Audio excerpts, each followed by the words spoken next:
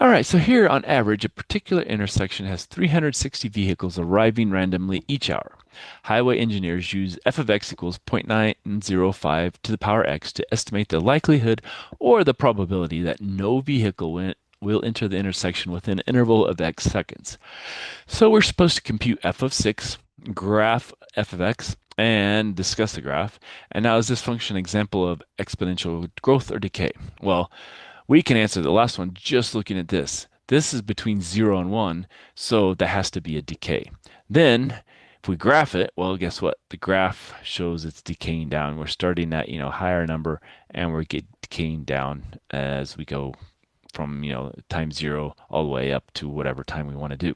Now, all we have to do is plug in 6 into our formula and take that, raise to the power 6, and it's a roughly 0.55. Again, they'll let us know which decimal place to round to, so that's not a problem.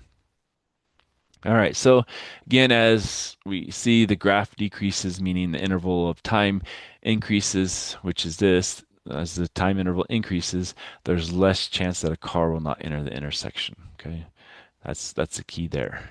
Now, is this function of growth decay? We already said that's a decay because, it's 0.905, so it's less than 1, but greater than 0, so it's a decay function. All right.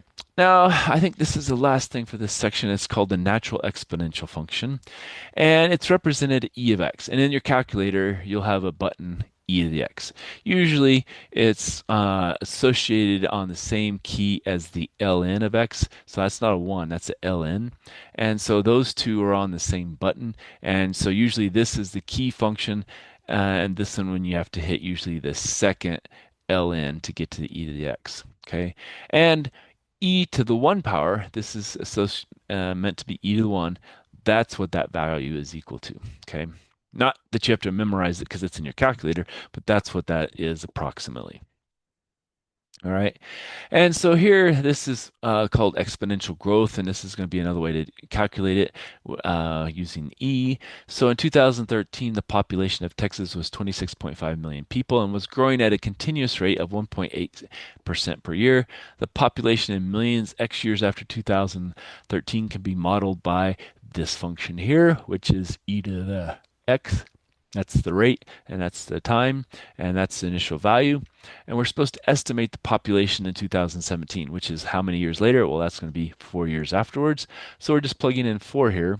And so, again, typing this in your calculator, you'll type the whole thing all at one time. We don't want to have multiple pieces.